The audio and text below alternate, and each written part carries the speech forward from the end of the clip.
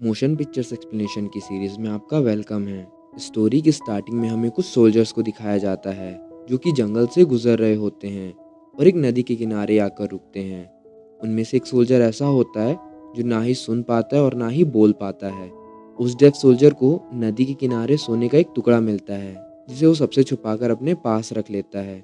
हम बाकी के सोल्जर्स को देखते हैं जो कि प्रीस्ट के साथ मिलकर कुछ रिचुअल्स कर रहे होते हैं, पर तभी पानी में हलचल होती है और पानी के अंदर से उन्हें कोई लेडी देख रही होती है।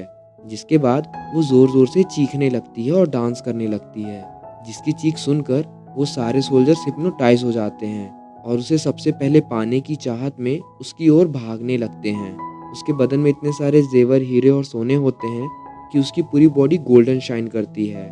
सोल्जर अपनों को ही काटते मारते उसकी तरफ बढ़ते हैं। वो उनसे दूर जाती है और उसे पाने की चाहत में वो सब पानी की गहराई में आकर समा जाते हैं। इसके बाद हम डेफ सोल्जर को देखते हैं जो कि ये सब देखकर काफी ज्यादा डर जाता है और वो वहां से भागने लगता है। विच की नजर जब डेफ सोल्जर पर पड़ती है तो वो उसे जिंदा देखकर घबरा जाती है और सोचती है कि मुझे ये क्या हो गया, वो मरा क्यों नहीं।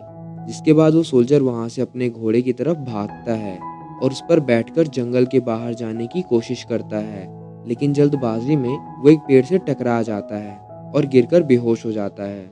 जब उसकी आंख खुलती है तो शाम हो चुकी होती है।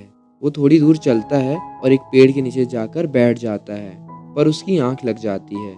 जब आधी रात होती है तो विच उसे ढूंढते हुए उसके पास आती है। वो उसे देखकर मंत्र मुग्ध हो जाती है। वो उसे मन ही मन पसंद करने लगी थी और सारी रात उसकी बाहों में बिता देती है। जब सोल्जर की आंख खुलती है तो वो अपने पास विच को देखकर घबरा जाता है, पर वो उसे पकड़ने की कोशिश करता है, लेकिन विच खुद को सोल्जर के हाथों से छुड़वाते हुए उससे दूर पानी की तरफ भाग जाती है। पर तभी सोल्जर के हाथों में विच की बॉडी में से लगा सोने का टुकड़ा उसके हाथों में फंस जाता है, जिसे देखकर सोल्जर की नीयत डगमगा जाती है। विच को ढूंढने के लिए निकल जाता है, जिसके बाद वो सोल्जर पीछा करते करते एक झरने तक आ पहुंचता है। वो विच के सामने ऐसे प्रिटेंड करता है कि जैसे वो अब विच को पसंद करने लगा है। विच समझ जाती है कि वो उसे पसंद करने लगा है।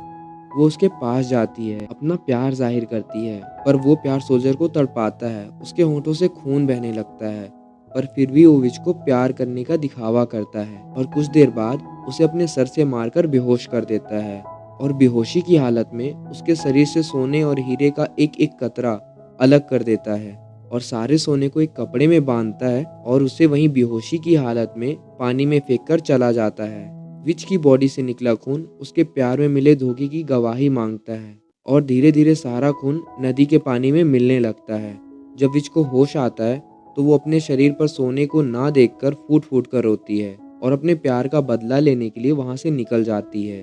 थोड़ी दूर जाते ही डेफ सोल्जर को प्यास लगती है और वो नदी का पानी पीने लग जाता है, पर पानी पीते पीते उसे एहसास होता है कि वो खून पी रहा है। जिसके बाद उसकी आवाज और सुनने की शक्ति दोनों वापस आ जाती है। वो विच को सामने खड़ा देखता है और अब वो विच का दर्द महसूस कर पा रहा था। उसकी चीखें उसके कानों में गूंज रही थी। अब वो भी बाकियों की तरह विच की तरफ खींचा चला आ रहा था। विच उसे तड़पा तड़पा कर नदी के बीचों बीच ले आती है।